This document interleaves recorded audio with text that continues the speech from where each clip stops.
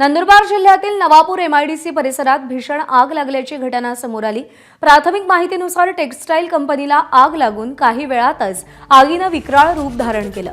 E21 श्रीनिझो fashion private limited कंपनीला ही आग लागली असून आतापर्यंत 2 ते 3 ब्लास्ट झाल्याची माहिती मिळतेय।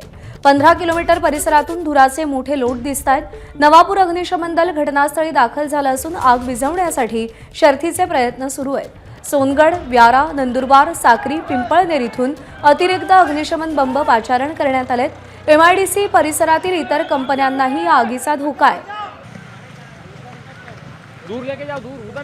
भिकेश पाटील आपले प्रतिनिधी आपल्याला अधिक अपडेट देतील। भिकेश, आगीचं सध्याचं स्वरूप नेमकं काय आहे, कशा पद्धतीने आगीवर नियंत्रण मिळवलं जाते आणि आत कोणी अडकून पडलंय या संदर्भात काही कळू शकलंय का? कन्या गुजरात आणि महाराष्ट्राच्या सीमावर्ती भागात असलेल्या नवापूर मधील टेक्सटाईल एमआयडीसी मधील टेक्सटाईल पार्कला मोठी आग लागली आहे। एका कंपनीत शॉर्ट सर्किट झाल्यानंतर आग लागली। त्यानंतर आगीने प्रचंड असं रूप घेतलं असून शेजारील एक कंपनीही आता आगीच्या लेपेटमध्ये आलेली आहे।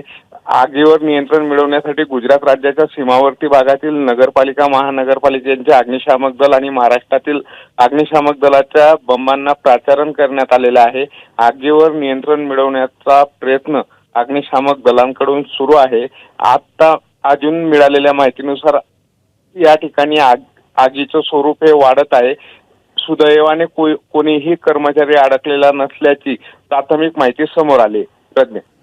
भिकेश, धन्यवाद दिलेल्या माहितीसाठी। एबीपी माझा, उघडा डोळे बघा नीट।